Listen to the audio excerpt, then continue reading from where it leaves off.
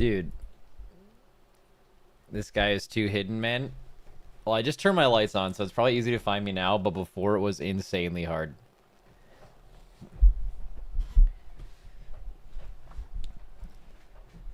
Have to say no weak aura, but quasi UI looking clean. Yeah, let me see if there's some clean ass looking UIs. Give me that shit.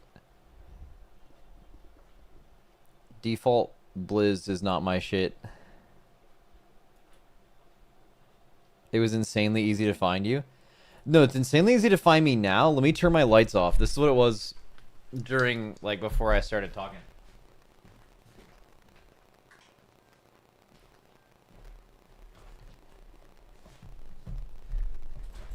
Like, that's some good shit right there.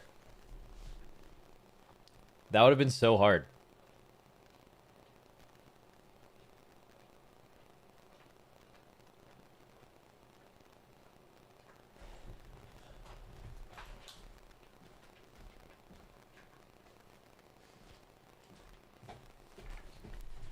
Zerwo and Lo-Fi Banshee have been sharing some good UI stuff. Who the fuck is that? The second person.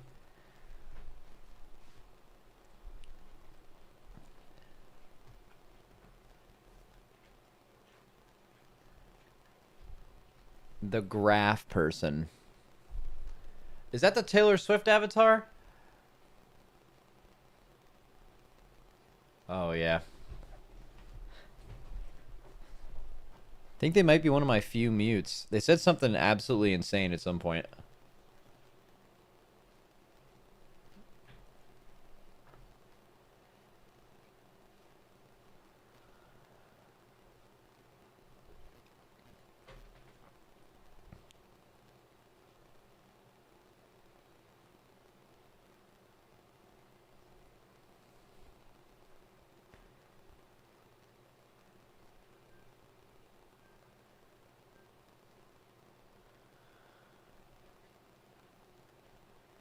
Binoculars, Cuke spotted.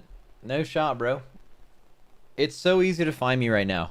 My spot right now was really hard when it was dark in my room, but now it's really easy.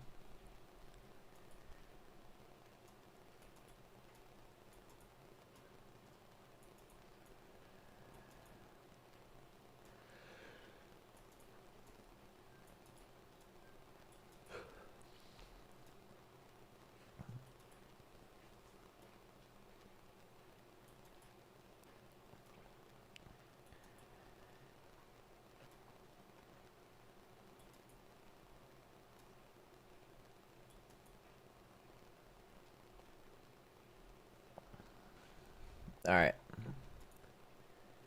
Going live, kinda.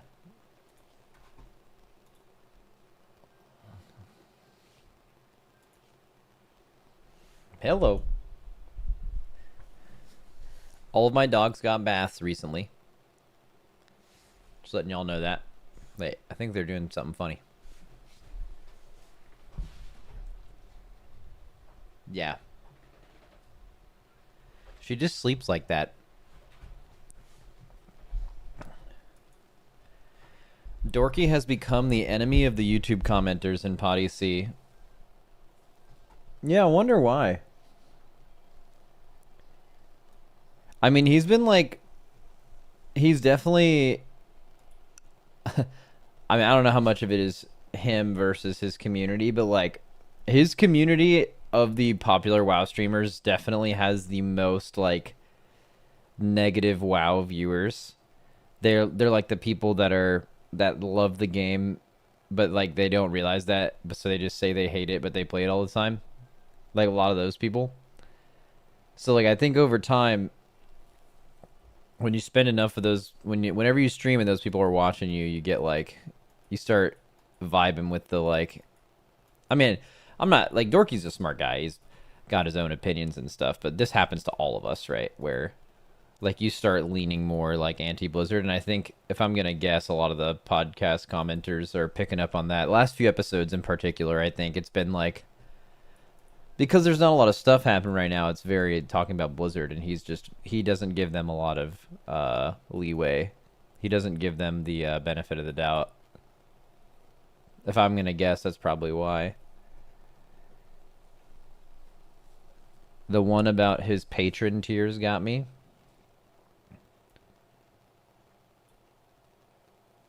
Oh yeah. Yeah. Yeah.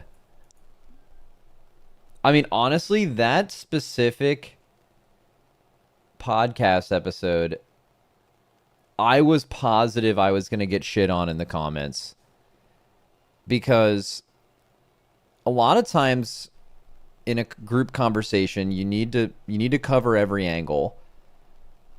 And it's not always me, but sometimes someone needs to play devil's advocate. And I think in that podcast, Dratnos and I both kind of did that because Dorky was really laying it on heavy with the. We recorded another podcast like yesterday or the day before or something, by the way, so it should be a episode soon. But, like he was laying it on thick with the like, I don't trust Blizzard with monetization. They're just fucking greedy scum. I hate game companies. Shit like that. That was basically Dorky's bit. So naturally, to have somewhat fluid conversation, someone had to at least kind of look at it from the other angle, which I did. And I believe some of it, but also some of it is, I'm just trying to say what the other person would say on the other side of this, right? Better conversation. But a lot of times when you play devil's advocate, there's a lot of people who listen that can't really pick up on that. And they're like, this is exactly what this person thinks. Even though I literally stated devil's advocate, Dorky, I agree with some stuff you're saying. So I was like expecting to open the comment section and just get like, this guy's a fucking Blizzard shill, dude. Of course you agree with everything they've done or something. You know, the classic, like, you get paid to play this game, so you back everything they do kind of shit. And then it was just people getting mad at Dorky. Very surprised.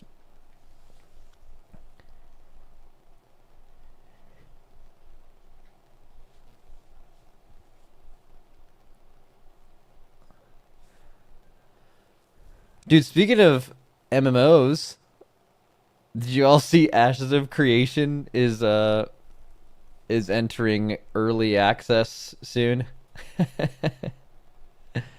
Bro, I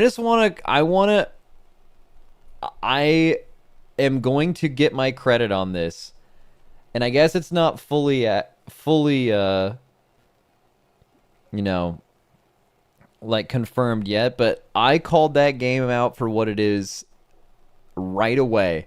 Even when everyone in my chat, maybe even some of you, especially back when Asmongold was doing a lot more MMO content, was just so high on Ashes of Creation, and I'm like, bro, this smells like bullshit to me. There's like no fucking way this game's gonna be good. This is probably a grift. And then people in chat were straight up, the reason why I'm like, you know, I'm taking my victory lap here is people in chat were like so convinced I was wrong. They're like, different strokes for different folks. It's like a different game for different kind of people. I'm like, guys, this game is an absolute scam. and yeah. So like they're entering alpha, but like people backed it and were like, now they're making you pay for an alpha. I don't know.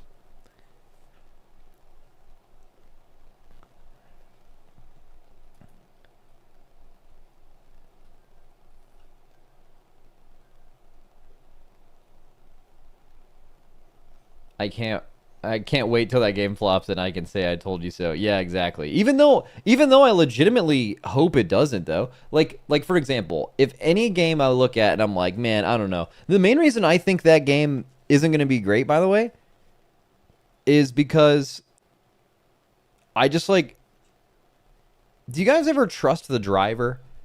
Like for example, uh like Craig Mazin, he did the Chernobyl series on HBO, and then he did Last of Us. Specifically after season 1, and I remember having this conversation on stream, and I'm like, dude, this guy fucking owns. If this guy's in charge, if this guy's a showrunner of a TV show, I'm in. I heard a couple of interviews from the Ashes of Creation guy, and I just don't trust that guy at all. It's literally that simple. Like, I just can't believe that it's going to be a great product because I just don't trust the guy in charge of it. Lizzie, oh, my sister's in chat. Max, I finished boards and I'm free for now. Oh, let's go. So my sister's been in school since she was a child, and now she's out of med school, out of residency, and passed her boards, and is working her first like real like adult job being an ER doctor. Wow. She's making fucking dollars after a very long time of not making any dollars. Paying a lot of dollars to be schooled.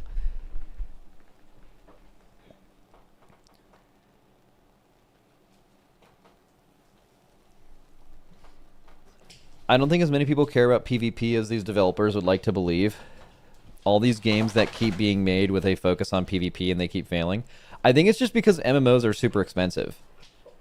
Like, I think kind of clearly in the MMO space, PvE is what wins. PvE is what sells. PvE is what people are excited about. Dude, my dog is slurping water right now.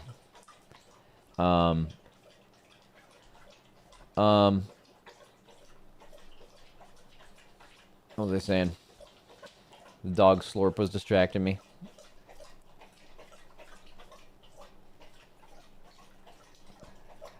Oh, yeah. So the reason that games want PvP heavy to be the thing is because PvP is self-sustaining. In a way, you like create classes and you try to remotely balance them, and then the players become the content. That's a dream, right? That's infinitely less expensive than PvE. PvE takes so long and is so hard to... God damn, she is thirsty. It takes so long to actually make this stuff that... Ella, god damn. Hey. Bro, she's just... What's going on? You've had access to water the whole day. You just woke up from a nap and you're like gonna drink the whole thing.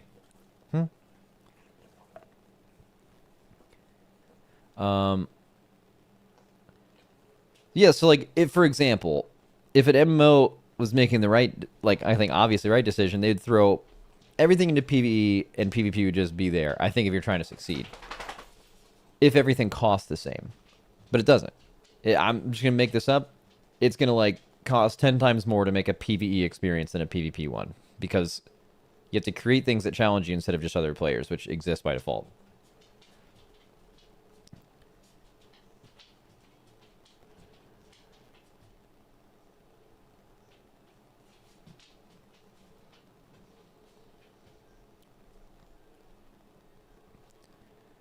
Everyone who isn't a super hardcore PvPer gets bullied out of PvP games by their core audience.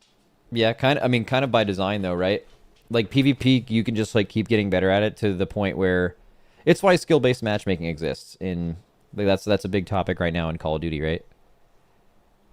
Like shooter players will never seem to understand why skill-based matchmaking exists and why it will always exist, and it's so obvious, right? It's because of that. It's so their really good players don't alienate everyone else. They want the average Call of Duty player to be able to go into a lobby and not get absolutely fucking smoked and refund the game. They want them to be able to actually play. And the skill disparity in that game is so huge that if with open lobbies you just get shit on. They do have some of that stuff. But yeah, I mean, if you ever see like the skill-based matchmaking complaints, that complaint is almost exclusively coming from, in WoW we call them the like 1%, right? It's the same thing in those games too. But there are legitimate complaints though, because like if you are that good, it's really annoying to just not want to load up Call of Duty and shit on noobs because you've gotten that good and you deserve that. Instead, you have to like play in a lobby with people that are just as good as you, and it's like there's like two experiences you want, right? There's like pub stomping, which you've like earned the right to pump stop if you think of it that way. And then like you're not always trying, sometimes you're trying to play ranked and play against other people that are just as good as you, and sometimes you're just trying to fucking game. And they can't really just game because they're too good. And then they make Smurf accounts and there's that whole thing, right? So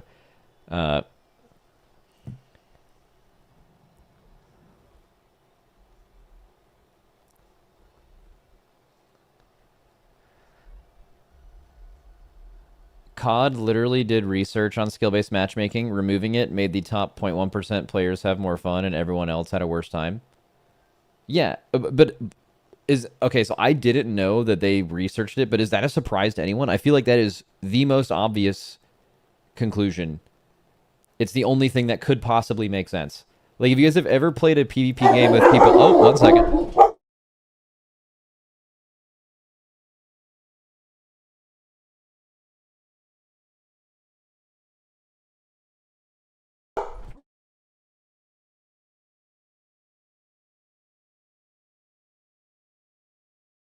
One second. My dogs are yelling.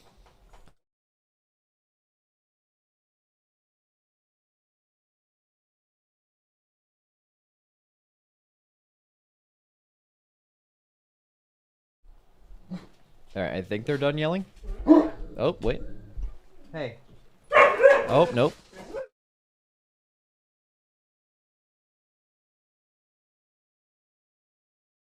They're just excited and they want to say hi.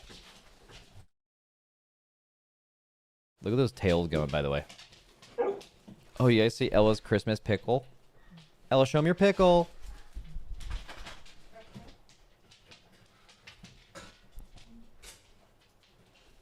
Ella, show me your pick. Come here, girl. Ella, show me. Here, come here. Come on. She's got like half of it in your mouth, so you can't see how big it is, but that thing is massive. Come here, girl. Look at this fucking thing. She loves her Christmas pickle. Okay. Sorry, before the dog started screaming. It's always the same. It's guys that want to pub stomp dads. Yeah, and like I said, their complaints aren't like misguided, you know? Like for them having fun in the game, they're like, "Man, I used to have more fun when this wasn't a thing." And they're exactly right. Right? For them it was more fun when there wasn't skill-based matchmaking, and they're exactly right. The issue is these are pro players, these are, you know, streamers who stream this game every day. So naturally, they have a pretty large audience and a pretty large reach, and those people just start saying what they say. And then, you know, I mean, it's the classic. I mean, we talk about this in WoW all the time, right? Does anyone remember what this fucking graph was from? Dude, why is now the other... Lily.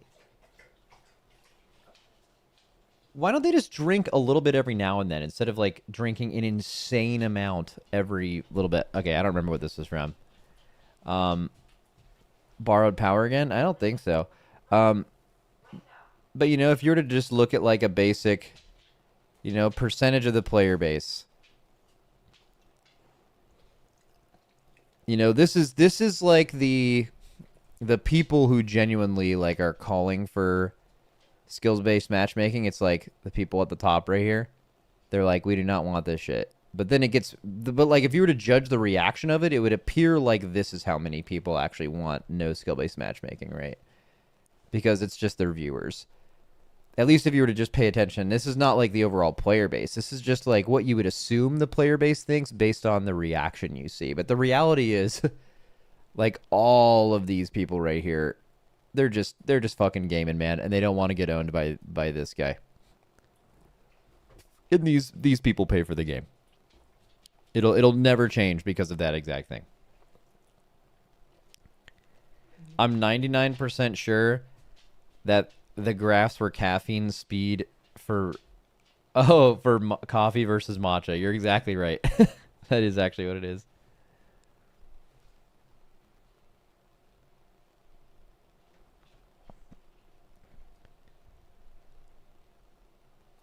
Same thing in WoW too. A lot of times, a lot of the biggest complaints are by people with a large reach that are complaining about something that is kind of specific to them. I think maybe the biggest example of this for the longest time that I can think of is Mythic Plus. Like the Mythic Plus complaints of like what mechanics are bullshit and not fun or whatever.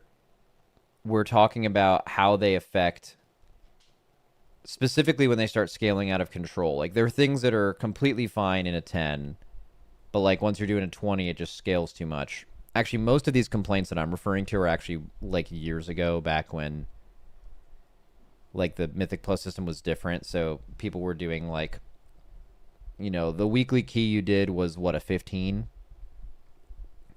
And then people were doing like close to 30s and stuff. So it was people who were doing 30s were like, this balance is so bad. But like people who are doing 15s, which is, if you were to look at the graph again, is like almost everyone who's doing Mythic Plus, just literally by design, right? Like you look at the 0.5% title, it's like literally title people that are, it's 0.5% of the player base or so. And then to almost everyone else, it doesn't matter. And they're screaming like, this needs to get fixed, this needs to get fixed. And Blizzard's like really not even acknowledging it that much because a lot of those complaints, not like all of them, but like some of them are like actually exclusive to just those people. And while all things in a perfect world are fixed because those complaints were valid, it's like they're probably, it took those people a long time to realize that Blizzard's focus was on the majority of people doing Mythic Plus, which don't ever run into those issues. It's like a completely separate game. Like high Mythic Plus and doing Mythic Plus for your weekly gear is like a completely separate game.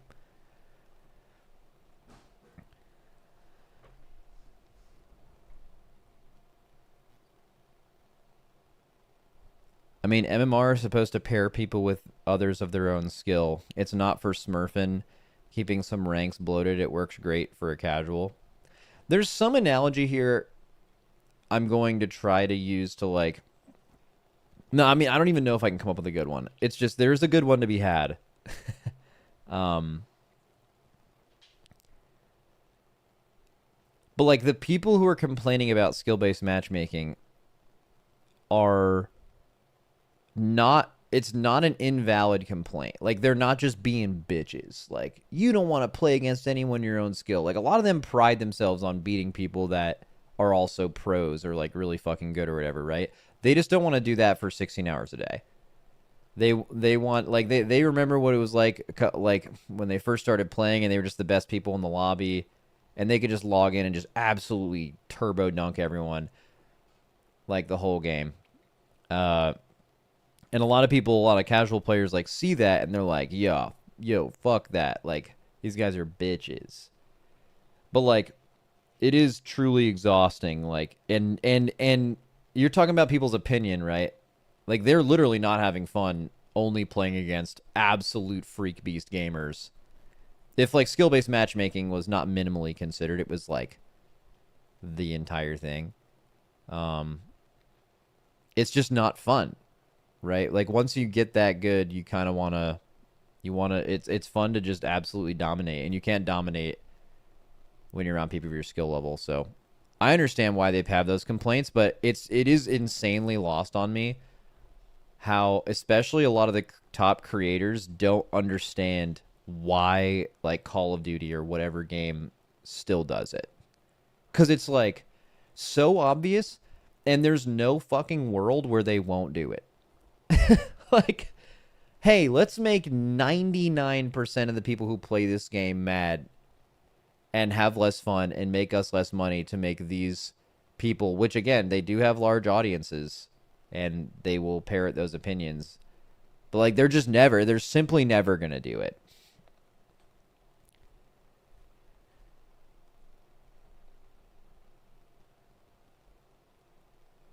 I think when you're good at a video game doesn't mean you want to be a giga tryhard. It's just exhausting.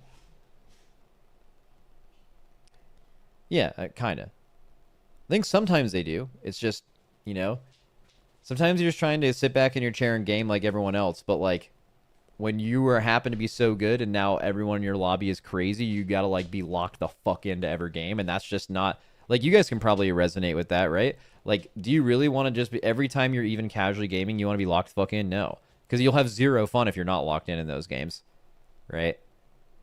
All it is. I'm just saying that those their complaints are valid. It's just those games are never going to do it. Like even Call of Duty is like saying right now, most of our playlists with quick play or whatever are with skill minimally considered, but it's still minimally considered. It's not true skill-based matchmaking or no skill-based matchmaking. And no one will know exactly how much that is. And all I can see on my Twitter feed right now are people saying that there's absolutely skill-based matchmaking in these playlists because I'm with the same people every game. Right? So, who knows?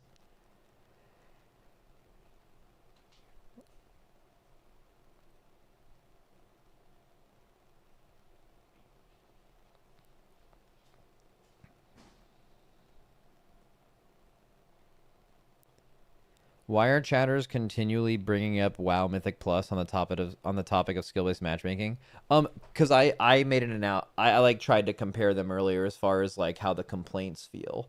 Because like the specifically,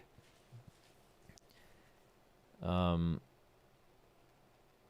how top gamers in a shooter game complain is like kind of how High Mythic Plus used to complain without really understanding why Blizzard, or in this case Call of Duty, would make those decisions.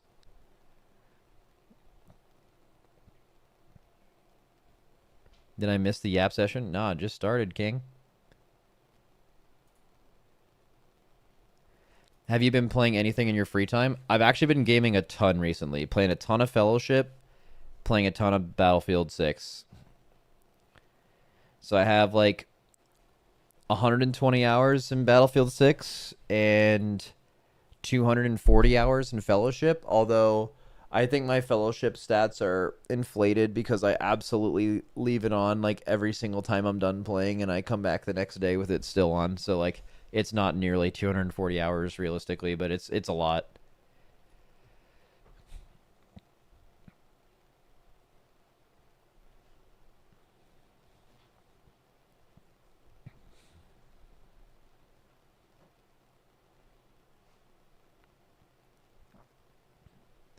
Are you gonna play Fellowship after reset? Oh yeah. Are we gonna react to any arena champ matches? Nah, probably not.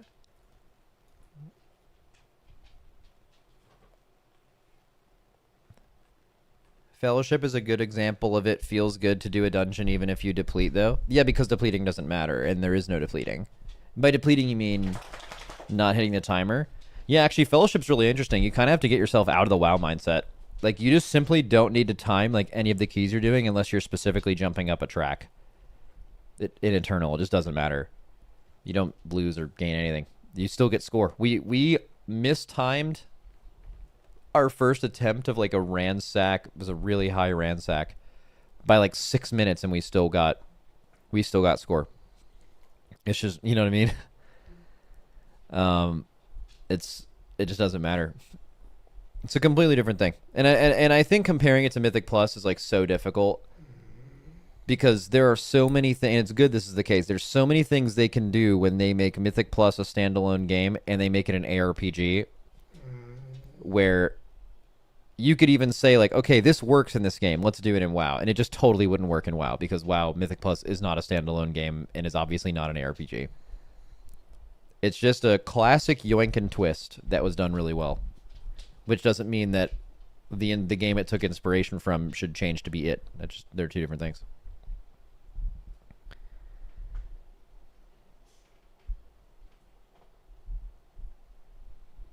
Just stone cold ignored the little pupper. Yeah, have to sometimes. So Lily has an issue. She like if you pet her, which she does get pet all the time, she will literally never she will I'm like put my arm in here, she'll lift her head up under your arm and she will like force your hand to pet her for hours at a time. And at a certain point it's just got to stop. So you got to let her know it's not happening right now.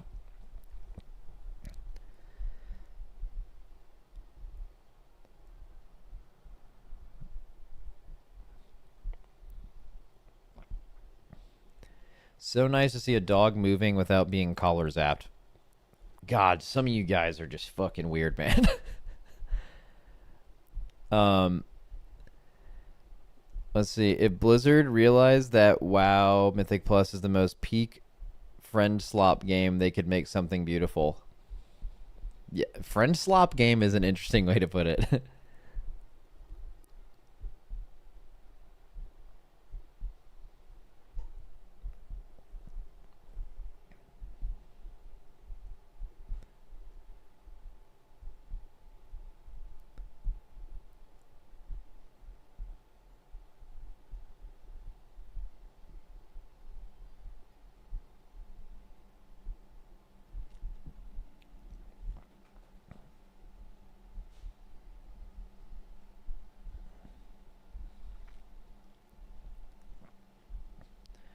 Max, what do you think of the new raid structure they're introducing next X pack with 3 separate raids?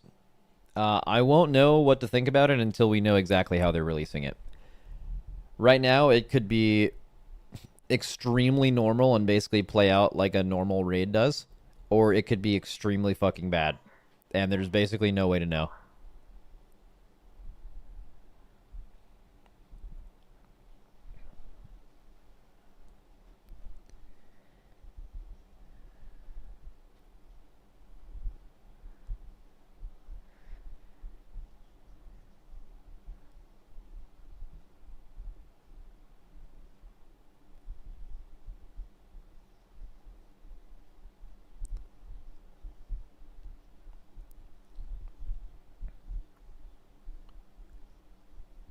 Is there an in-between where it's just kind of bad but not total crap? No. I think I showed this on stream before. I kind of laid it out for you guys. Yeah, here it is. I still have it. Okay, there's 3 options for how this could release. They're all listed right here. If it's option 1 or 2, we're chilling. Basically, nothing is different. Everything is as you would expect. It'll play out exactly like a normal race. If it's option 3, it's going to be the worst thing ever. And realistically, it could be any of these based on what they've stated so far. No one really knows.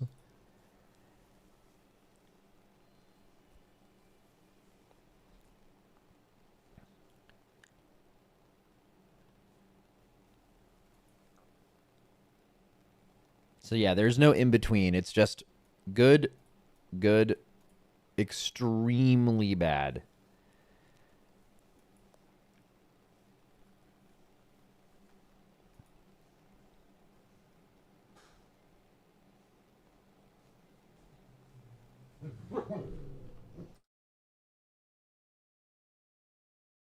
What about option 4, where it's all heroic one week and all mythic the next week? Because they said that's not what they're doing. What if it's week 2 void, week 1 dream, week 2 dream, week 3 march? Because they just said that wasn't going to be the way it is.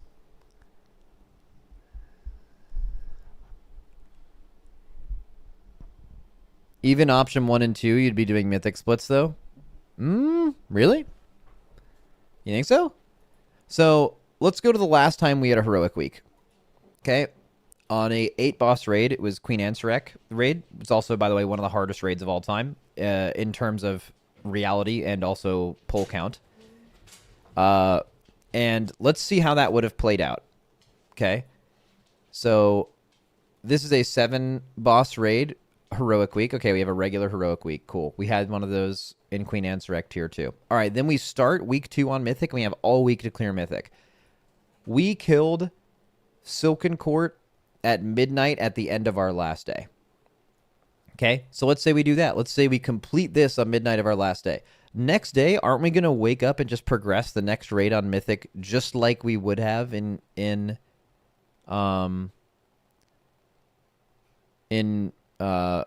what the fuck is the name of that raid? Ansarek's raid, whatever that raid is. It would have been exactly the same. Where are we doing mythic splits exactly? In either of these? There's no when on earth are you going to have time to do mythic splits? It's just a regular race. Week 1, heroic week. Week 2, you kill the last boss only. In the last 3 raids, you have either killed the last boss or the second to last boss in week 2, which in this scenario would be week 3 because there's a heroic week. Okay, so week 2 of Mythic, you've killed the second to last boss, Muggsy and Nexus King. They died in week 2. And you could argue were impossible to be killed in week 1 with their tuning. Okay? So let's say that happens here. It's just a normal raid. And then if it's Silken Court, which is this is probably more relevant, Silken Court, because that was the last raid where we had a heroic week, right? That takes some time off of Mythic progression when you normally have to do your heroic week and Mythic week. Dream Rift should be the fastest to clear with 1 boss. Dream Rift, they said Dream Rift's difficulty should be like a 4th boss. So yeah, I mean, it'll die really fast. Or it'll be like the last couple 4th bosses and be impossible. I'm just saying, yeah, the person who said there's going to be mythic splits either way, I mean, that's just like made the fuck up. There's just, in these 2, there's just simply going to be 0 mythic splits done, just like there are normally, except for like maybe like an end of week, uh, you know, uh, like maybe you could do like a couple like early boss things, but like you're talking full mythic splits. Like what? No, there's no way. Now this option 3 is insane. Option 3 is heroic week, mythic week. You probably let's take Queen Answer raid. You probably full clear, and then if not, you finish it up on like day 1 of week 3. And then you have 6 days of doing mythic splits. They're all day, every day. There's no other way around it. That's all you're going to be doing is just clearing the mythic raid over and over and over and over again. And then week 4 will be progressing the last 2 bosses, which is why this option is absolutely terrible. Seems like it's going to be a really interesting race, though. Yeah, I mean, I think so. I just think this is going to be a very... If it's option 1 or 2, this is going to be identical to every race you've seen in the last 3 years. It's going to be the same. It's not going to be more interesting. It's not going to be like, oh, who goes to Dream Rift first? Like, no, like we're going to... no, it's just going to be a regular-ass race, right? There's no extra cool anything with it. But if it's option 3, it'll be... I guess interesting is a way you could put it. Max, are you going to have Devour DH just because it looks cool as fuck? Maybe. I tried it a little bit on Alpha, and I thought it was really not fun, so I probably won't play it.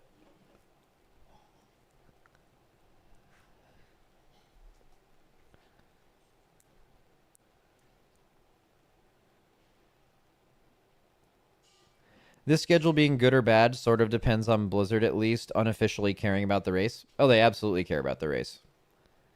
There's no question about that. One cool thing about this raid is there's like 2 bosses that we know very little about. Did you peep the blue post from Ian a day or 2 ago? It was a good read. Yeah, we might go over that today, actually.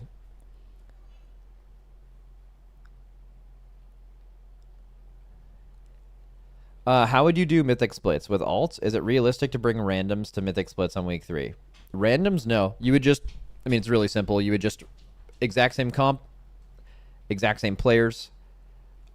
You would just go through and re-kill every single mythic boss just on people's mirror characters that are also geared from heroic splits. You'd gear them up, clear the raid real quick, just like a re-clear, and then you'd do that again.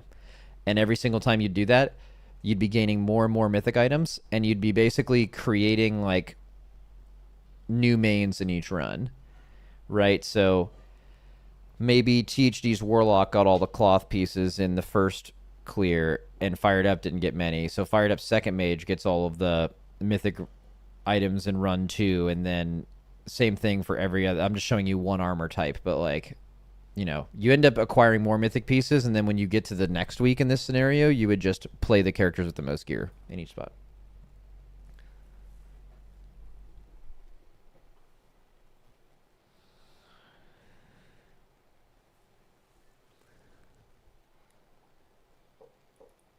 Is Malarcus always as Hunter? Yeah, he's always played Hunter for us, yeah.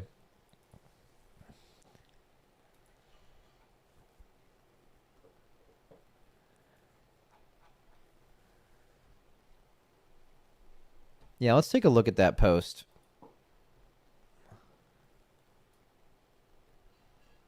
Wowhead.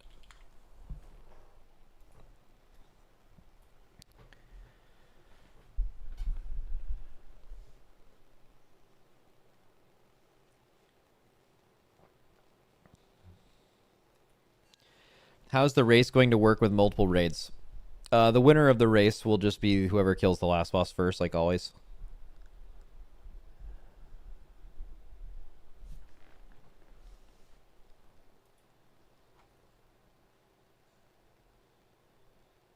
Oh, wait. Adam left Blizzard?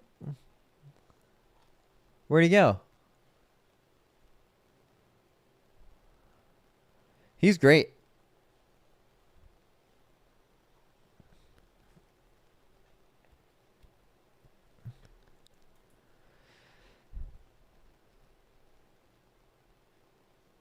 Max, genuinely, what do you think the skill difference between Malarcus on Hunter versus Fired Up on Hunter? What?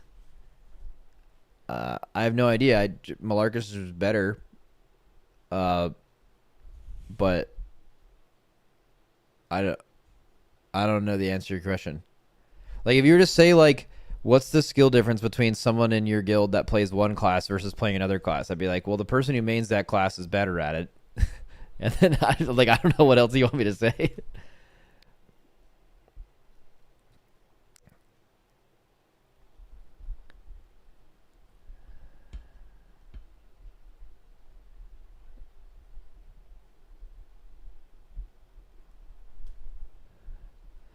Yeah, but Fired Up is your best player? No.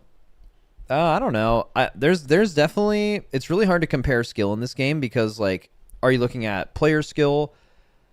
How valuable is someone if they have like the highest level of player skill for whatever they're doing, and then they also can contribute in many other ways to your team's success, right? Like, are you talking individual player skill? I assume you are because that's what most people fan over anyway.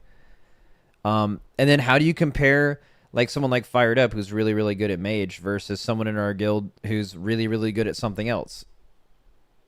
Like, how do you know they're better? Yeah, basically the way I look at it is there's a list of like probably the number actually keeps getting bigger. There's probably a list of man, I can actually do the numbers in my head. I'm just gonna make it's somewhere around like 8 to 10 people in this guild that I think are about as good at the game as you can possibly be. And they do different things and they play different roles, and I wouldn't be able to tell you if one of them is better than the other. Because like, what are you using to quantify that? It's just vibes, basically. So like, yeah, I don't know. Some people get more like hype, like streamers and stuff like that, but like I don't even think Fired Up would tell you that. Like if you ask Fired Up if he's the best player in the world or the best player in the guild, he'd be like, I don't know, probably not. You know, like no one cares like that.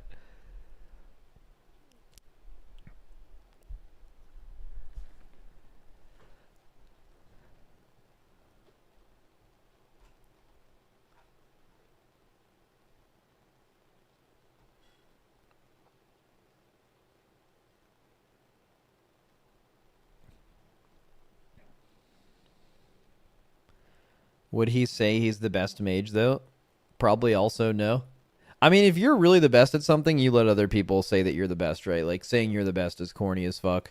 But also there's no way to know that, right? Like I don't know, there's no quantifiable way to tell if someone is really good at WoW.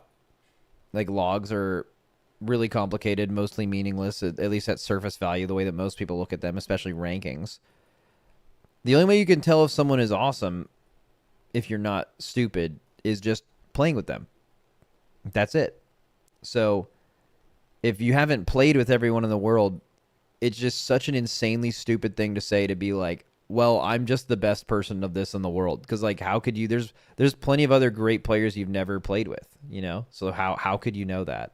Right now, you can have other people that are your teammates or your fans be like, yo, that's my goat. He's the best. But like you as a person saying that is like, you know, unless you're an idiot or really arrogant, there's just no way you could make that claim because there's no way to know that.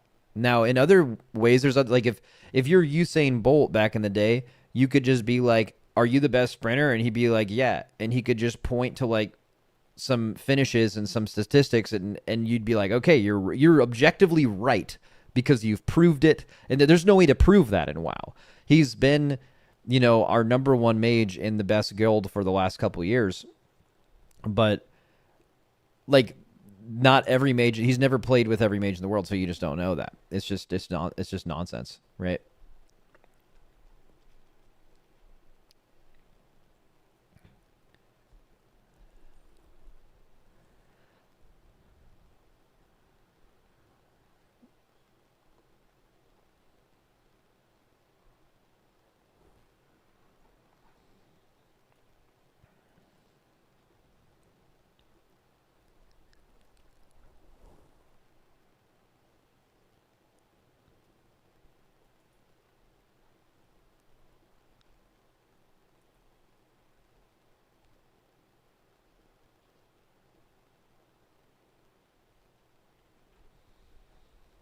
All right, where's this fucking WoW post, man?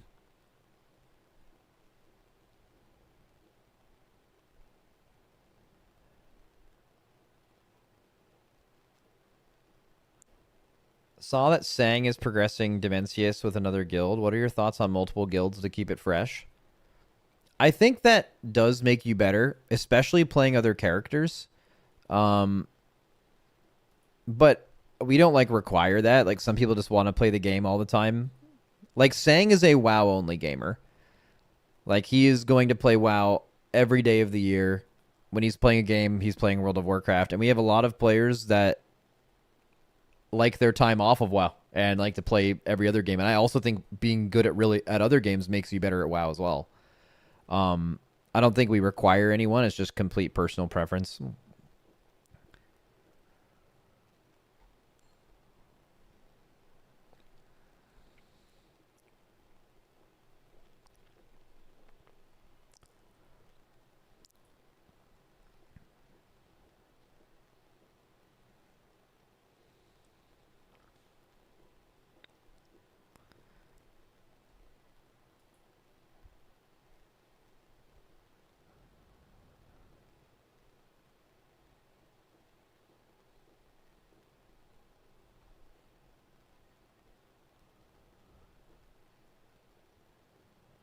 You should check how Exile's doing in PoE right now. Okay.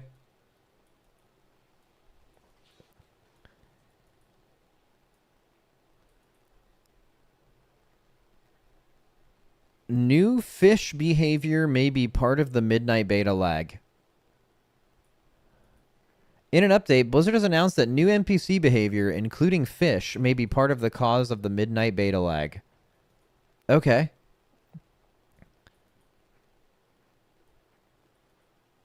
Wowhead is now hiring a Midnight Devourer Demon Hunter class guide writer. This is really interesting because they have people that I'm sure are really focused on this that already write guides for them for other specs. So those people must have turned it down or they decided to not go with them. But also, I don't know, man. Who cares? Okay, where's the message here? Today, Ian posted a large blog. This is very... we can probably read through this. As we move into the beta phase of Midnight testing and invite a much larger wave of players in to experience the expansion, I wanted to take some time to recap the planned changes to add-on capabilities and the accompanying broader changes to combat and encounters. This will be a long post, but stick with me. There's a lot to cover. Over the course of the past year, we've been talking about add-on changes. Okay, you can probably skim here. Oh, no, we're good. But we've been talking about add-on changes, but that communication has been spread across multiple videos, posts, interviews, and ongoing conversations with add-on authors. This fragmentation has contributed to confusion and concern across the community. The main goal of this article is to dispel as much of this confusion as possible and hopefully provide reassurance. To be clear, it's entirely natural for players who spent countless hours experiencing Azeroth through the lens of their favorite add-ons to feel nervous about the big changes in the ecosystem. Yep. Yeah. Okay, add-on disarmament. Why? So, if we know this is a risky change, why are we making it? For over 20 years now, the customizability of World of Warcraft UI has been a pillar of the game, allowing players to use add-ons to tailor the look and feel of the game to suit their preferences. Numerous improvements to the base UI over the years have been inspired and informed by these community efforts. But the power we give to add-on authors has always come with the risk of tools that can distort moment-to-moment gameplay.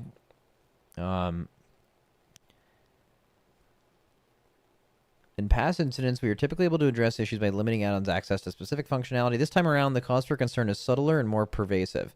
Over the past few expansions, the community has increasingly shifted from a focus on add-ons that display information in a particular way to add-ons that process that information to drive combat decisions and recommendations. As an RPG with cast times and cooldowns governing most actions, a huge portion of skill in WoW has always rested in the moment-to-moment decision-making. By its nature, a computer with access to complete information about the combat state in WoW will be able to make the correct decision far faster than any human and can do so with unerring accuracy. Yeah, basically, like, main thing here is like assignment stuff, right? Like if humans had instant reaction speed, you could figure out and communicate where you should go where, but having a computer decide where to go is just always going to be faster. Being known, such add-ons move beyond the realm of personal preference, offering an objective advantage. As a result, players often will be told to download add-ons to include their class performance or to defeat a specific encounter. Guilds or even pickup groups commonly require the use of specific add-ons for mid-combat coordination. While we have never designed for add-ons... Oh, that's interesting. Wait, okay. Let me finish this. In the sense of okay, while we have never designed for add-ons, in the sense of making a specific encounter or class mechanic with the intent that players would write add-ons to solve a given puzzle. Okay, yeah, that's correct. We have inevitably had to design around them for past several expansions. Okay, yeah, sorry, I should have just kept reading, but yeah. So at the first part, we have never designed for add-ons. I'm like, hold on, but yeah, they've absolutely designed around them, which makes a lot of sense and is 100% inarguably true. We have to accept that even in non-cutting edge content, a majority of players will turn to any available tools to make things easier. Yep. For example, when we design a boss in normal and heroic difficulty, we have a tuning target in mind. While we risk causing frustration if we overshoot the mark, when we release an encounter that puts up very little resistance, we often get feedback that the boss was unsatisfying. Yeah. In a similar vein, when we're designing a class mechanic, yeah, that's why they overshoot the mark and then nerf it, because once you undershoot it and it's unsatisfying, you can't ever buff it. Ella, I see you back there. Get out of there. We're trying to... So, got it. In a similar vein, when we're designing a class mechanic, we're trying to express class fantasy while also offering engagement in the moment. But with add-ons instantly solving a raid coordination challenge or collapsing a nuanced combat decision into a simple binary, we would get feedback supported by data that our design fell flat. And so we would add an extra layer of complexity to a class mechanic, or, yeah, this is the add-on arms race, right? Or tighten an encounter's tuning to give players less time to react in order to deliver the level of challenge and engagement that players are expecting. But that shift has left people who prefer not to use these add-ons at a clear disadvantage, making WoW less approachable in the process. Okay, this guy's got to go.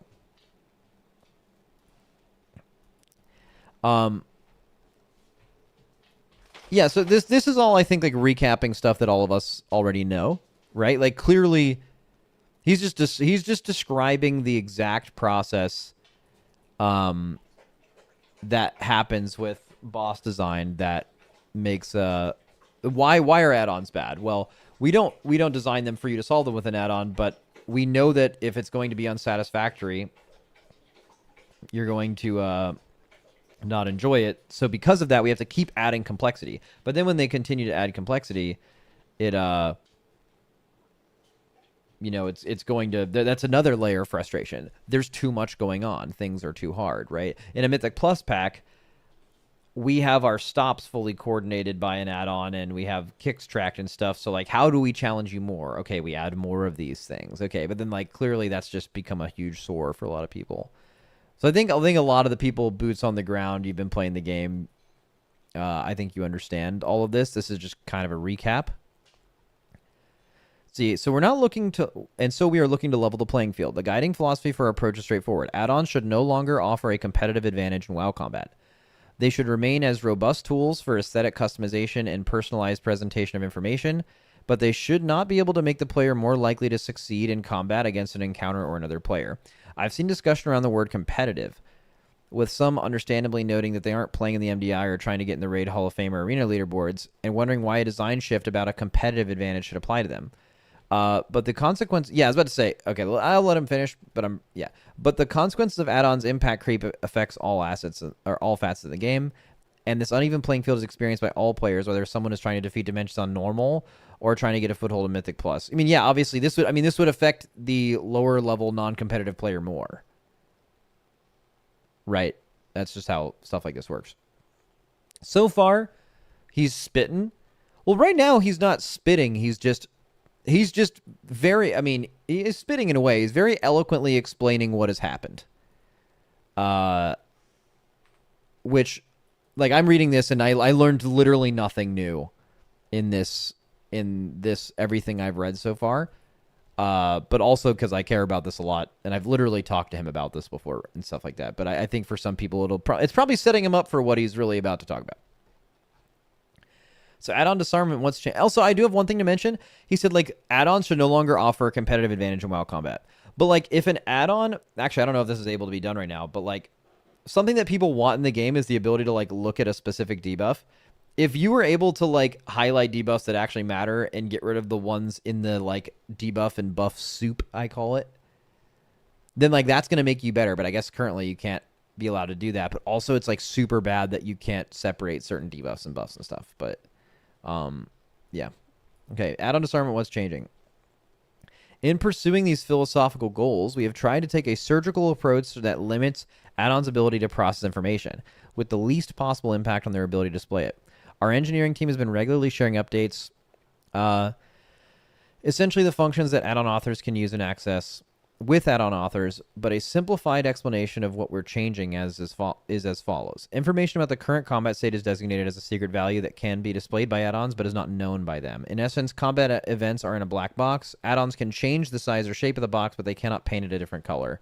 And what they can't do, and they can paint it a different color, but what they can't do is look inside the box. So in Midnight, add-ons can still change the location of your buffs or debuffs. Okay. And the size and shape of your associated frames. They can change the size and shape of the texture of enemy nameplates and cast bars and many similar UI elements, but they can't know with certainty whether you or your target have a specific debuff currently active or what the cooldown of a given ability is. Again, I think all of this is known, right? Except when I said add-ons can still change the location of your buffs and debuffs, just not specific ones. But again, that's probably part of the design. We debuted our alpha test with the strictest version of this rule set, wanting to avoid a frustrating cat and mouse situation with add-on offers pointing out loopholes in our logic and us needing to keep tightening things down to preserve a level fair playing field. Whereas we have historically disabled all add-ons in early weeks of an expansion alpha testing, this time we invited numerous add-on developers into the first wave. We wanted to give them a head start on updating their add-ons and hear early feedback on pain points. That input has been invaluable so far and led to us loosening restrictions in numerous areas that were causing needless collateral damage.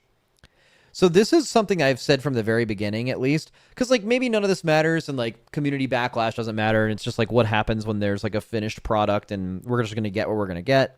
That line of thinking. But this, we debuted our alpha test with the strictest version of this rule set. I personally think if they would have just made a blue post saying, hey guys, maybe even this post or something similar, but just something, it could be a paragraph long. Guys, know that the add-on restrictions that are available on this alpha are the strictest they're ever going to be. We're starting from this point, and we will loosen stuff if necessary. That was kind of like what people eventually assumed, but no one knew that because they just simply didn't say that. And I think just saying that alone would have let people be a lot less mad because they just assumed this is what it is. They're never changing this. This is... they're only going to make this worse, right? Just simple communication, I think, at the beginning of alpha wouldn't have hurt them at all. And it would have just made people less doomer, right? No, but again, I don't even know if that matters.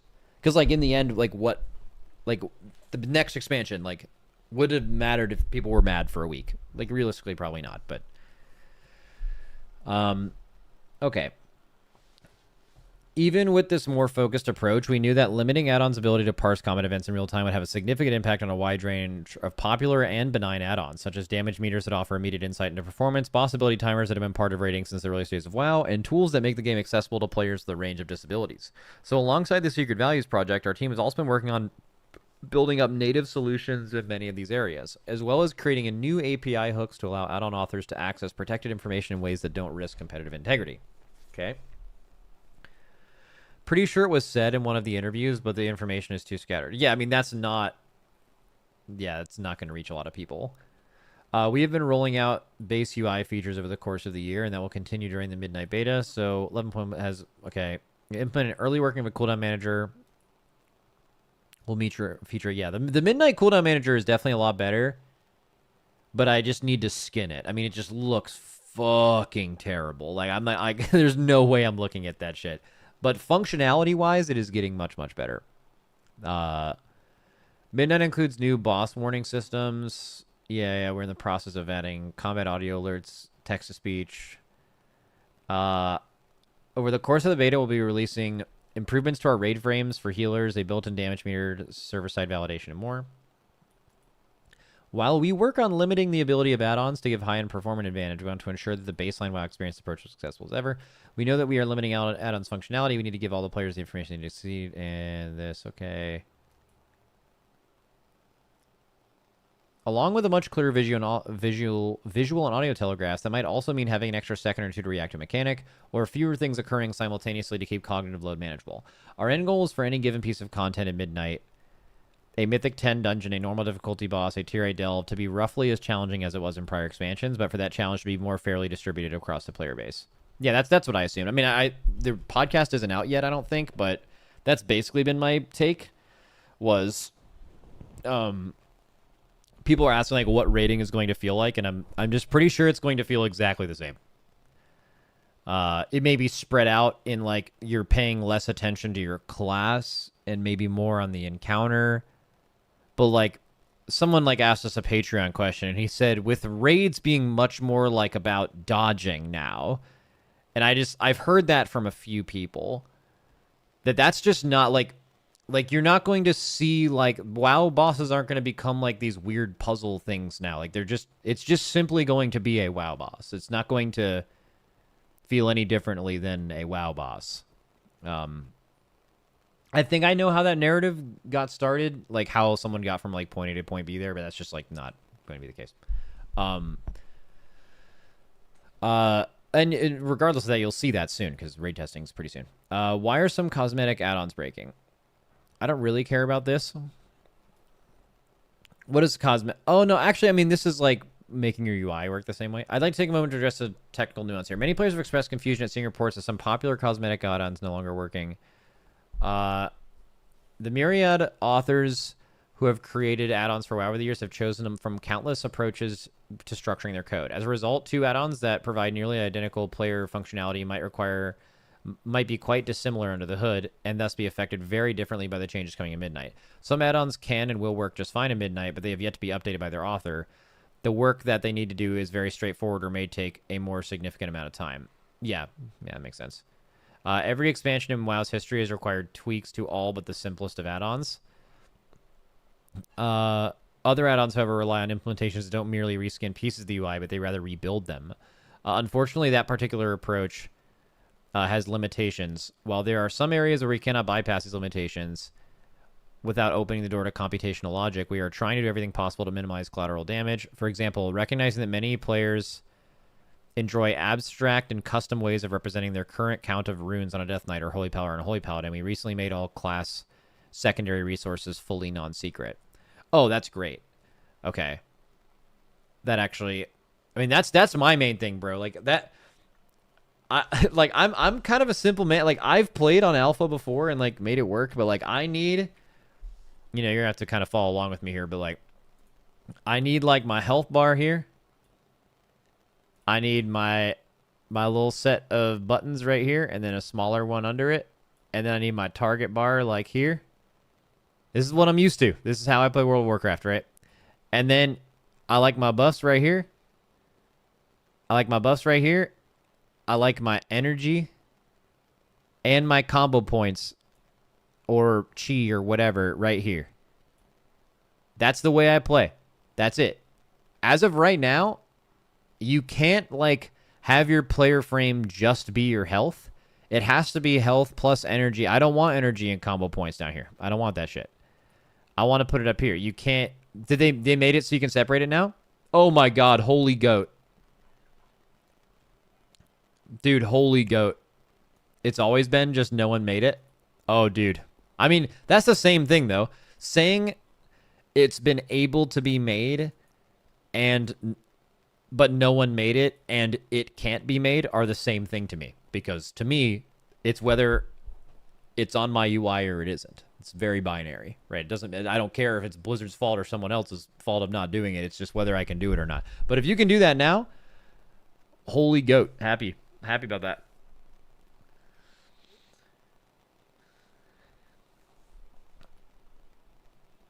Has someone publicly released something where you can reskin the cooldown manager yet?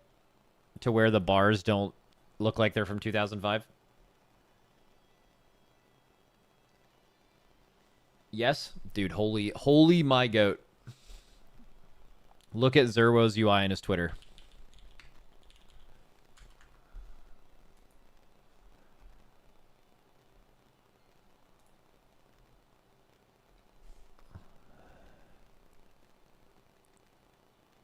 Okay, so he has his mana. I'm assuming with this UI you can also take, like, let's say he didn't just have uh soul shards or whatever, right?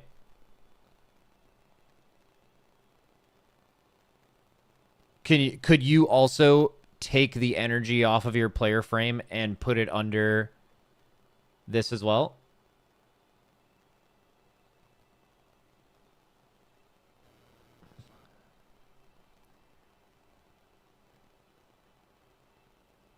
Also, he's not using cooldown manager. Those are action bars. Ugh. I mean, I've done the like action bars as the weak aura package for a while, but it doesn't look very clean when you actually use it.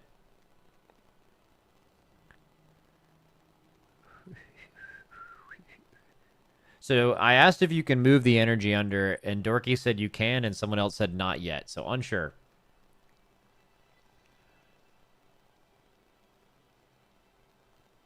Look at Quasi new vid. No.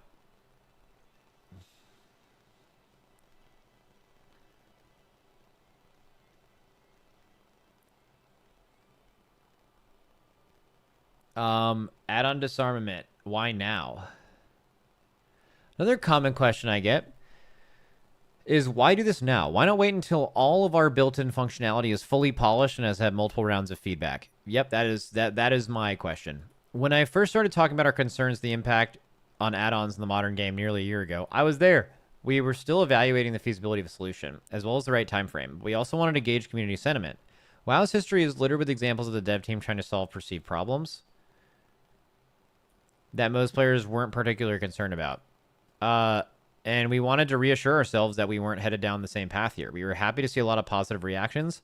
I'm not going to pretend that there was unanimous support, but the average take was something along the lines of, it would be great if add-ons weren't required, but I'm not sure if I trust Blizzard to pull it off. Yeah. Yep, true. And that's very fair. This is a huge and challenging project, and I don't expect blind faith. Convinced that we were on the right track with the aims of the project, we shifted building the roadmap of what it would take to pull off this transformation. The team found that progress on the UI engineering front was moving faster than expected, both in terms of secret values and implementing some of the replacements that made the readiness for launch of Midnight a real possibility. These changes pretty much have to be made on an expansion boundary. That is 100% true as well, allowing us to build a full slate of content and systems that are meant for a post-add-on disarmament world. Trying to ask players to relearn content mid-expansion without the tools they were using the day before would be a recipe for unhappiness. And no matter how much we improve our native UI, we can't build mechanics that are trivially solvable by add-ons and expect that players won't use those tools so long as they still function. In the end, we were faced with the decision of either signing up for a couple more years of designing our content around powerful add-ons in ways that made it impossible for us to serve our whole community, or moving forward now. And they chose now, obviously. Don't need to read the rest of that. All right, Dorky linked a link of his UI.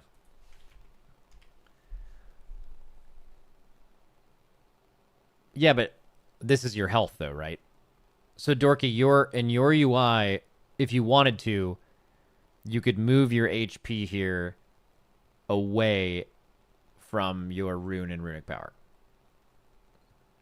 You can move your HP everyone. Okay, that's great. Just letting you know. As we kick off beta, we're excited to see a ton of new players get access to Midnight content, but we're especially eager to see a structured testing of the endgame. The changes to add-ons don't come in a vacuum. They're complemented by a new approach. Thank you for taking time to read through this. Yeah, okay. I didn't really learn a lot there, but I kind of get it. What was the response to this? Let's open Wowhead comments. I mean, a lot of them are just going to be like, still... The explanation doesn't matter. I still just don't like this. Let's see. I'm sure it's Wowhead comments. The most unhappy people on Earth, anyway. In short, Ian is destroying WoW, just as he's been forever, right? Warzone incoming. I ain't reading all that. Happy for you, though, or sorry that happened. Headshotting. So, yeah, there's people that didn't read, and they just came in here to get their shot, I guess. It's a fairly out-of-touch response.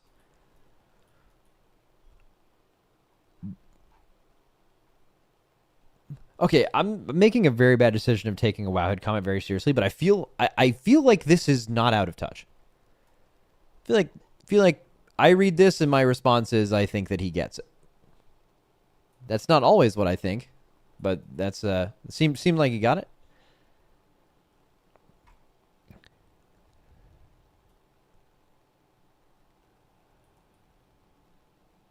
Huh?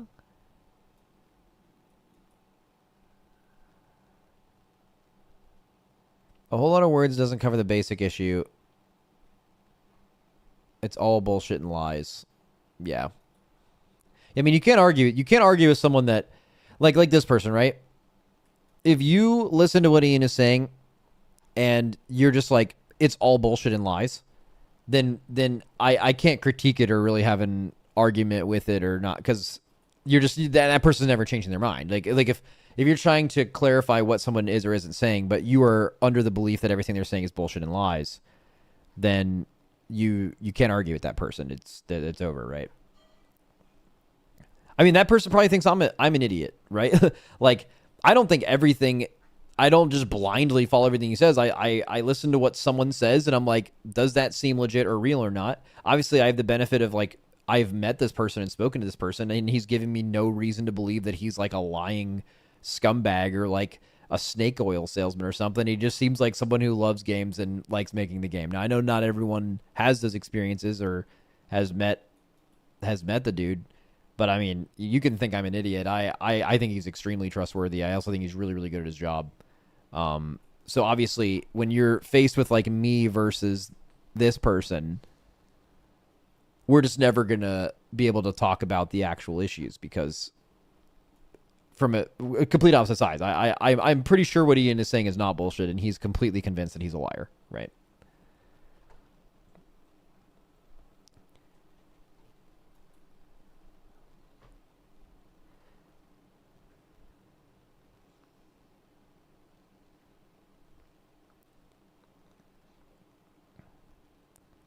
That being said, I have been pretty vocally not a fan of the pace at which they're doing this and very skeptical of whether it's going to work out the entire alpha. Right? I don't think I've been a pro they're doing the right thing here ever, actually.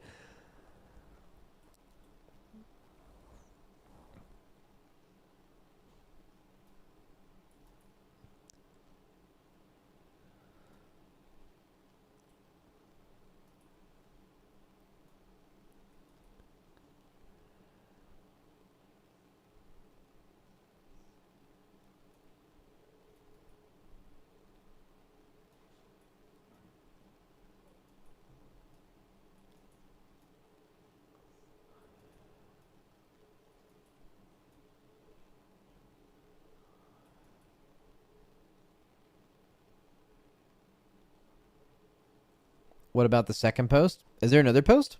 There's also a second post which gives more context and gives examples of things Blizzard does not want. Oh.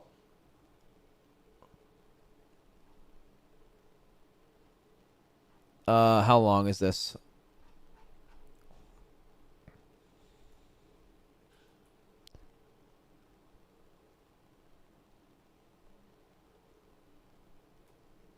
I think I might be all pooped out.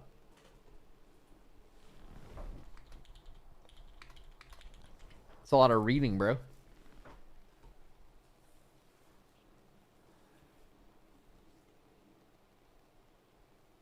It's a good post to talk about renaming mobs and such. 1 hour stream, you're pushing it? Yeah.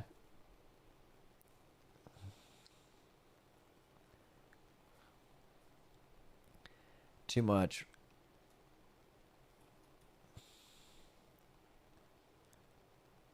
Rotation helpers in and of themselves are not something we view as harmful. Well, yeah, no, because you put them in the game. Obviously, you think that. Oh, this is probably I'm skipping ahead here.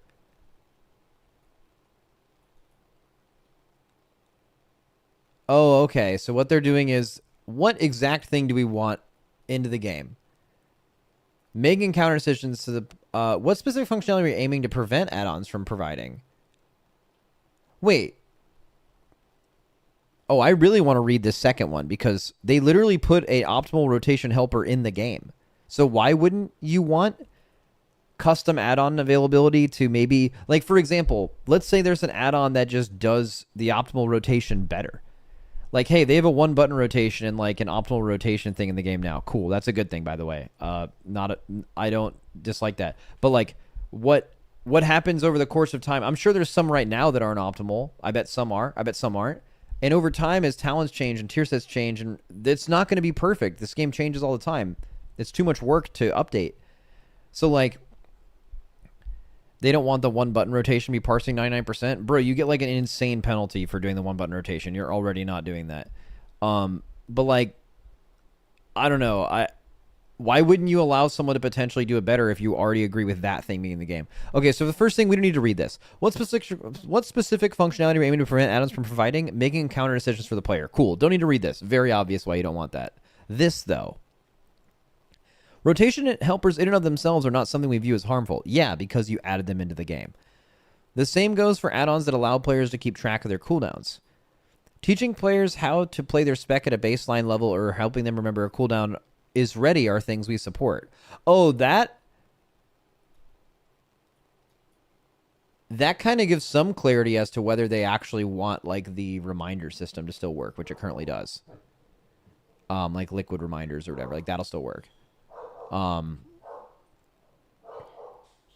wonder if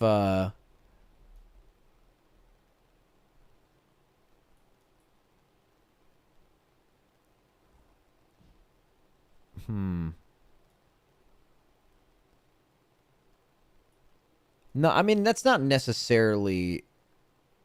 Because remembering that a cooldown is ready versus this is exactly when in the fight I should do this is kind of different. Unfortunately, the same information that allows add-ons to create a simple rotation helper can also be used to show players the truly optimal action to take at any given time.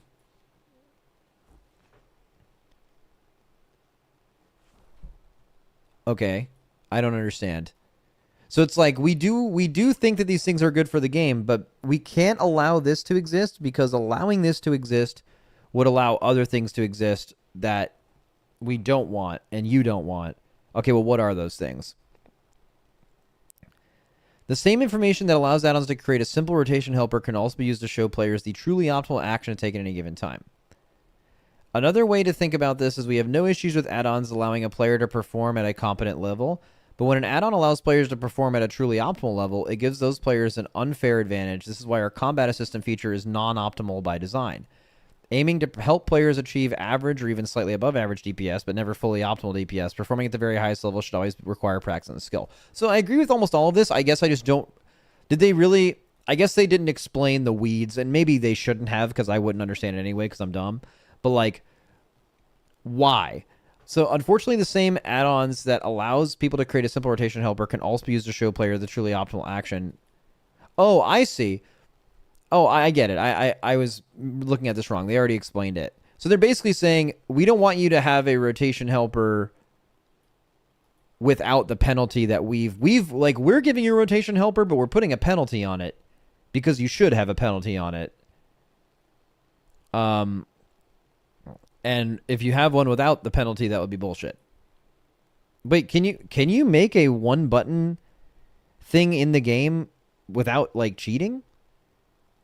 Like let's say before Blizzard ever implemented the one button rotation, not Hakili telling you what to press, but can you actually...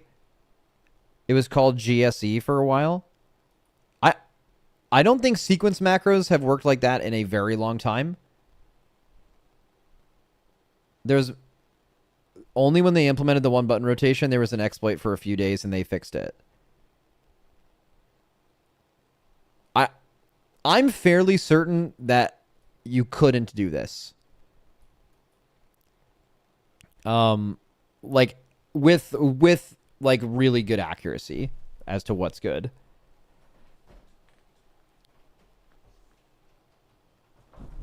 You could only do that stuff back in vanilla. That's what I was thinking. Yeah. So like,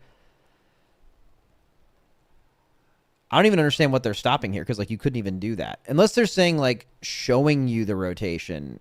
But I mean, right now in the game, you can have it show you the rotation and you just have to click it yourself. And there's no penalty to that.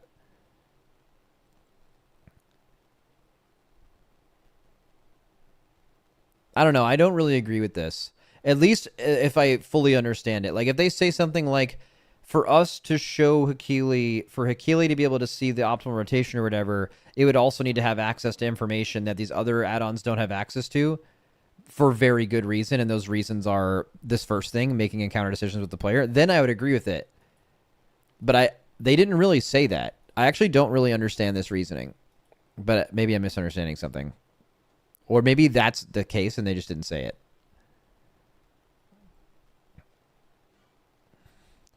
I think they're saying the thing that shows the rotation in game is purposefully wrong sometimes. What? Is that really what they're saying? I don't think that's what they're saying. Why would they make a rotation helper and have it be wrong on purpose? That's fucking insane. I mean, it's wrong. I'm sure that's an accident though, right? Like if they could make a really well-made rotation helper, why wouldn't you want it to be as good as possible? Because you still have to learn to press the buttons as a learning tool. He said that? No. He said, this is why our combat assistant feature is non-optimal by design. I'm assuming that's referring to the like 30% GCD penalty you take, right? Or is he literally saying this is why our version of Hakili is not optimal? Is that really what they're saying? Like, literally the rotation is suboptimal? Dude, that's so interesting. What?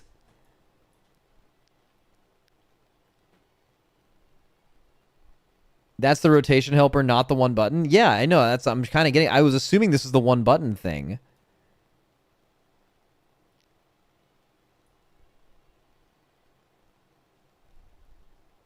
It's hard. Yeah, I mean, I don't think it's exactly easy to tell what they mean. Because when I read this, I was positive they were talking about the one button assistant. But on reading it again, I think they're talking about the like Hakili thing where it's just showing you the button you should press. Dude. What? They make the thing that's just showing you what's optimal to press bad on purpose? Bro, that like blows my mind. I like, what could possibly be the reason for that?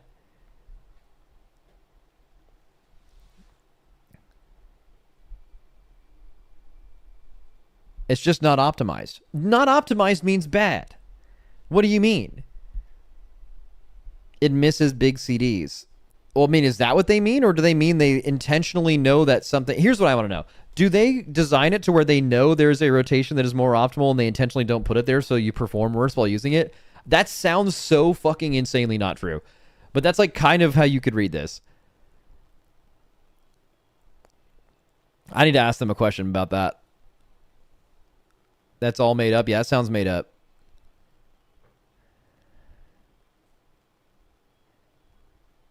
Because they don't want it to be competitive. I mean, okay, if someone is able to be competitive by using Hakili to tell them what's good to press as a learning tool, and then you press those buttons really well and you do well, what's wrong with that? That's fine. You're still not... Like, the best players don't do that shit. You're having to pay attention to something else while they're using that cognitive load to pay attention to other things in the fight because they have it memorized. I don't see any issue with their Hakili being right. I need to like ask them a question about that. It goes against the philosophy of no add-ons to give an objective advantage. No, that philosophy is only for things they're allowing with add-ons only. Some things obviously give an objective advantage, but they're building them into the game, right? So, like using the cooldown manager versus not is a competitive advantage. Using the in-game boss timers is a competitive advantage over not using any. You know, like there's some things they have deemed to be so essential to WoW that they're building them into the game that does not have to do with the philosophy you mentioned of like giving you a competitive advantage, because some of them they're choosing to put in the game, right?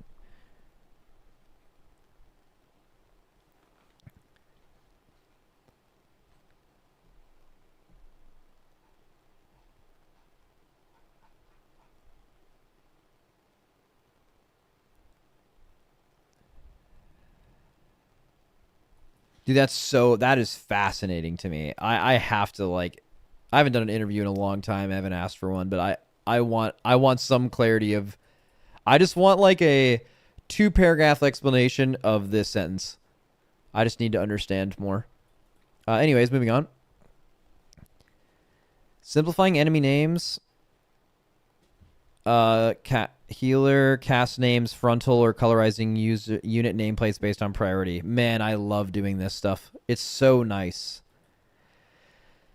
While this functionality may seem somewhat benign at first, it has played an important part in reducing the challenge level in endgame content over the last several years. True. Particularly Mythic Plus. For most of WoW's history, learning which enemies were the highest priority was a cast, or which spells being cast required knowledge.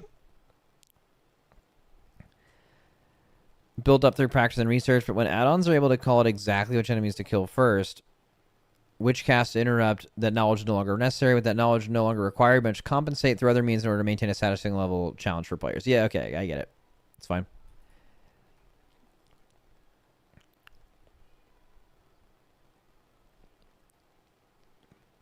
We want more Coggy load in dungeons. That's not necessarily what they're saying. They're saying we are adding Coggy load to dungeons because we know that this stuff exists, right?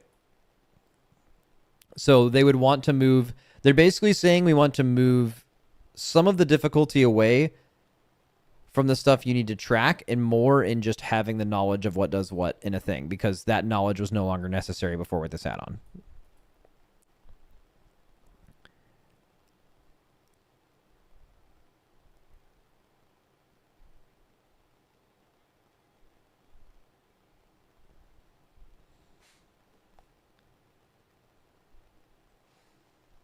If anything like Hakili existed in literally any other game, everyone would agree it's a competitive advantage, but not in WoW. It's so weird. Well, it's just not necessary. Like, okay, if you're two new players playing WoW and one is using Hakili and one is not, it would be an objective advantage for the player that is using it because they're just going to have access to more information and they're having an add-on handle something for them while they can maybe focus on other things, right? But like Hakili doesn't make you better at the highest level. Hakili does nothing for you at the highest level.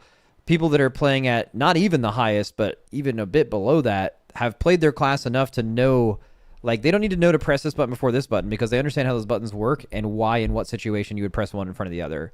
And that's something that is just natural to them, and seeing it means nothing. It does not help them. It helps them 0%, right? So it's, I think when you're talking about a competitive advantage, a lot of times you're talking about, like, what can help you at, like, just be the best player you could possibly be. Hakili has literally nothing to do with that ever, I think is why it's not an issue. But helping someone new can be great. And obviously it doesn't matter because Blizzard put it into their game. So, like, they're agreeing that that should be there, right?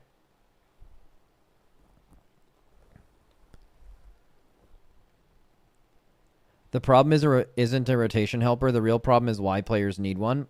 Nah. So, like, one thing that, like, Fellowship did recently is they, like, reduced the amount of buttons in total for, like, a lot of classes, or, like, compared to WoW classes, but those are not, like, offensive buttons. Like, your rotation in Fellowship is, like, using the exact same amount of buttons as many WoW specs. The thing is instead of having like, 3 stops, you have 1. Instead of having 3 defensives, you have 1. Instead of having like 3 utility or something, you have 1. Like that, those are the buttons that are cut down. So it's not, I just don't, and I don't think that's true. Like, I don't think WoW's, like, now it depends per class. Like, some classes have, like, a lot more buttons, and that argument is absolutely true. But the average WoW DPS spec that is like, I think they're playing with, like, an optimal amount of buttons. I don't think reducing it would make a lot of sense.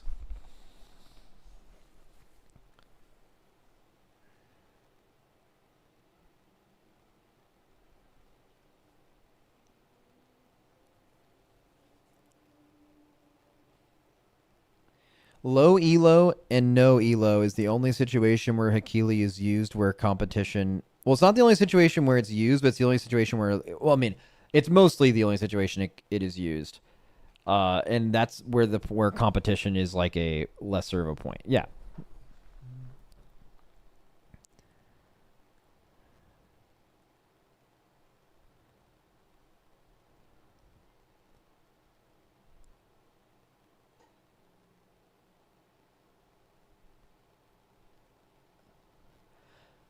It seems to me that Blizzard's main goal is to stop Mythic rating from being a weak aura creation competition, but they could have done that without preventing us from using weak auras to track our own cooldowns.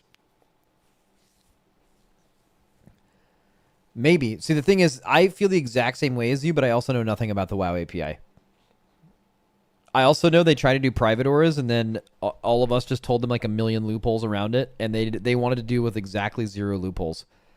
Like them doing, I think one thing is true, as annoying as it is, and I'm not actually a fan of what they're doing with add-ons, just to be clear.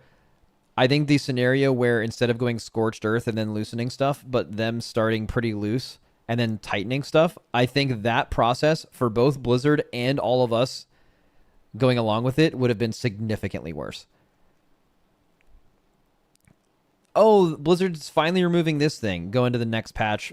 People find 5 ways around it. Repeat that for the next 5 years, bro. It would have. I promise. These people who do this stuff are so smart. Like, it would have been such a pain in the ass.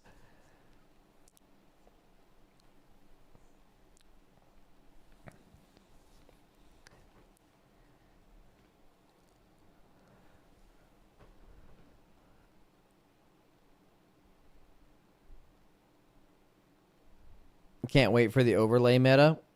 I don't think that's going to be a thing. Like, what I think could happen is, like, after this tier or next tier, there's, like, some Wowhead post of someone who made, like, a weak or a overlay for a specific mechanic, and it's not used by the top teams. It's, like, for people doing late cutting edge. And then I think it's going to get nuked from orbit, and everyone involved is going to get annihilated. But one thing I know is true. It would be a huge problem if, like, the top teams were doing it, and then it kind of went throughout the community. But the top teams cannot do it. It can't happen. Like, any kind of, like, overlay type shit, players go in between these guilds all the time. It would never stay secret, probably before that even the tier is over. And then you would get nuked from orbit. You'd lose everything. You'd lose your salary, the thing you love doing. There's just simply, I can just tell you with absolute certainty that none of the guilds that have anything to lose at this level will ever do that. And those are the people employing people that are smart enough to actually come up with something like that if they wanted to. Not to mention the line of, like, competitive integrity and not wanting to step over it, which, as much as you'd not like to believe it, I think a lot of people at this level care much more about the opinion of their peers than the opinion of, like, random people, right? So I strongly don't think anything like that's going to happen, at least at a high level. And then if it's not at a high level, I don't think it'll spread very far. If anything like that ever does come out, though, I think Blizzard will actually launch you into the sun.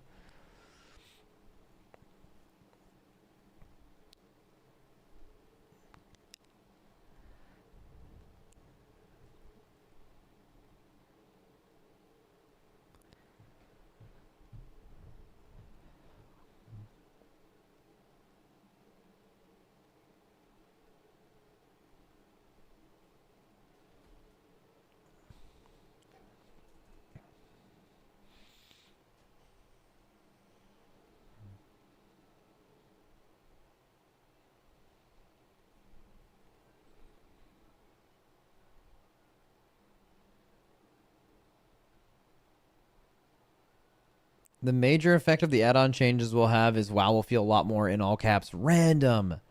Add-ons give us a lot of information about what is happening. Without that, we'll be playing in the dark. What? It will feel like random shit will happen all the time. If you trust me at all, and there's any wisdom I can impart on you or anyone else, is that if you're expecting to log into WoW next expansion and you're doing raid, it's like raiding, but after add-ons. It's this different experience. Or playing WoW is going to... I think that almost all takes I've seen about WoW being a different game, it's like halfway... Find the middle point of, like, what you're saying towards what it's actually going to be or what it is now, and it's, like, closer to that. I just think basically all takes like that, the game is going to be so much closer to the exact same fucking thing than anything else.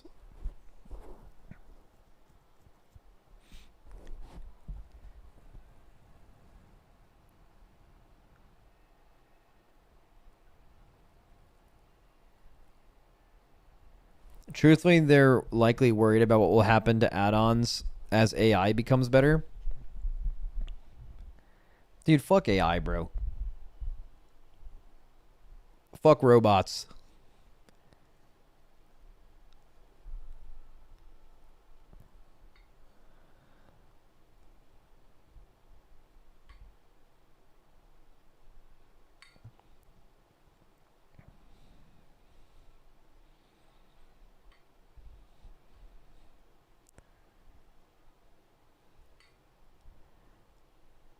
I'm not like anti AI because I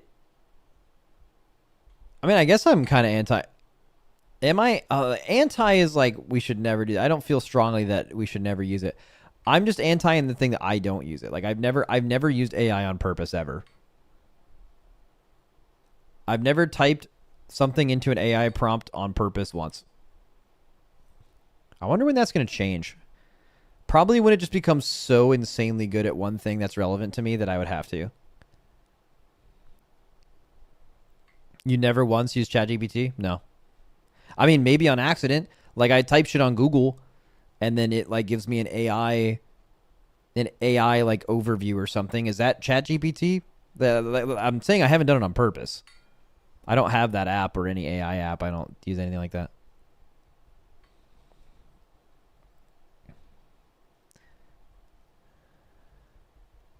That's Gemini. I don't care if the clankers have different names, bro.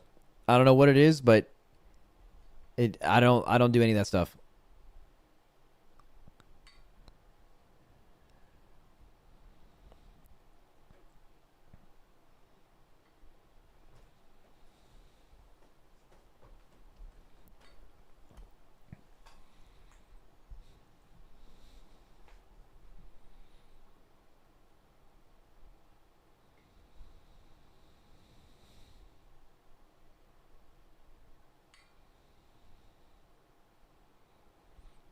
New Anno game got caught using AI for their art and shit. I mean, the way I see that right now is people are rightfully dunking on any company producing any kind of creative content with AI involved. And I think that's valiant and it's good to slow the process. But I think in 10 years and 20 years, bro, that's going to become so normal that it's like if you were to fast forward right now, they would be the most normal thing of all time that people are doing that. It's going to become so normalized. But I'm glad that people are still fighting the fight, but it's going to it's going to be everywhere, I think.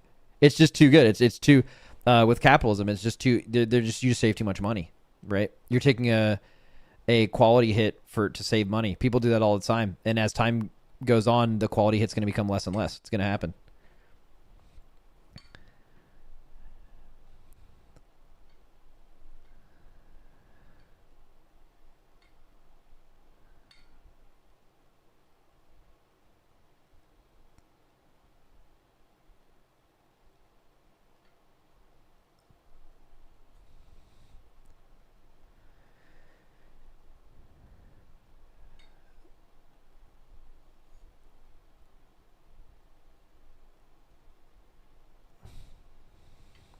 Do you think AI will replace music artists?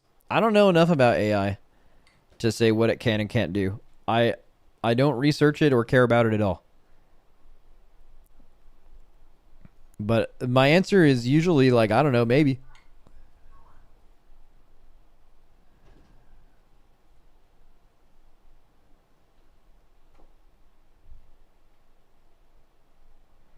Yeah. Oh, 1 second.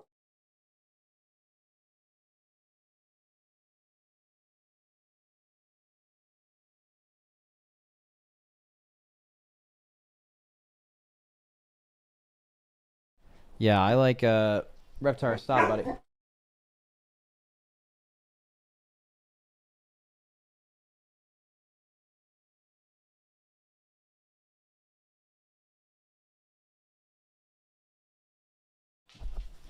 Okay, I think they're done yelling. Um,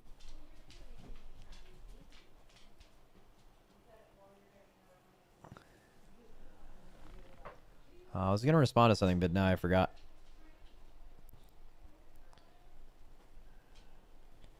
The AI AI crowd will love AI artists. Maybe that's why I have some reluctance to like really engage in AI, because like the people around me don't. You know what I'm saying? Like I don't I don't interact with anyone that's like super pro AI. I don't know who those people are. I don't know who they are. But if like the people around me, my girlfriend, my friends, my stuff like that were like super AI pilled, I probably would be too, but they're like it's just not my community or whatever. I've never spoken to someone like IRL, like one to one actually, that's like fucking hella AI pilled. Just literally never.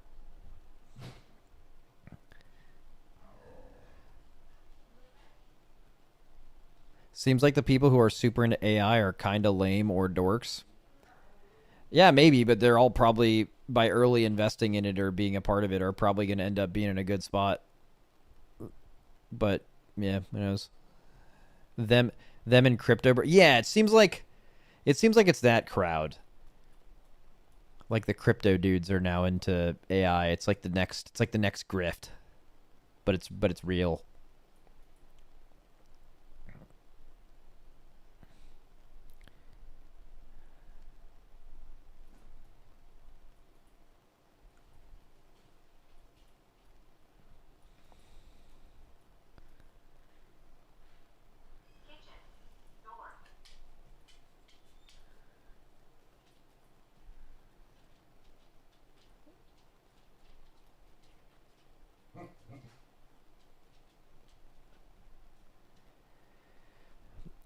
Against the tide here, I use it for work, but the push against it is a bit odd. But I understand that it's hard to draw a line. Like for me, it's really simple. I just don't understand it or care about it, so I don't like it. This is real fucking simple, man. It's just something I don't know anything about or care to know about, so it's the enemy, bro. Out of here.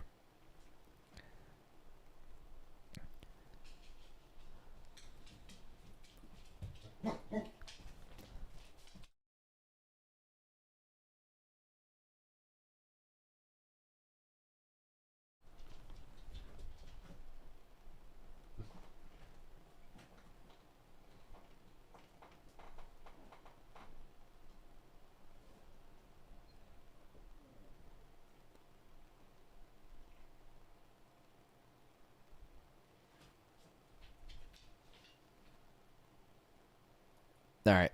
This got a little off topic. I'm chilling. How do the dogs always know, man? How do you know, Lily? Tell us how you know. She just got a bath recently, by the way. Can you tell? You look nice and clean, Lily.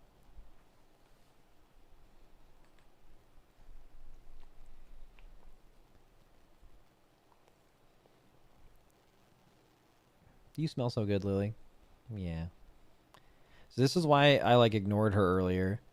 I don't know if she'll do it right now, but if you ever like stop petting this dog, she like lifts your hand with her snout and to pet her again, and then now she's fine. If I stop or whatever, she's like, hello, hello, sir. I'm looking. You're missing. You're forgetting about someone. Hey. But sometimes she's like very aggressive. Like if you're just sitting up or something, she will like pile her head into your chest until you keep doing it.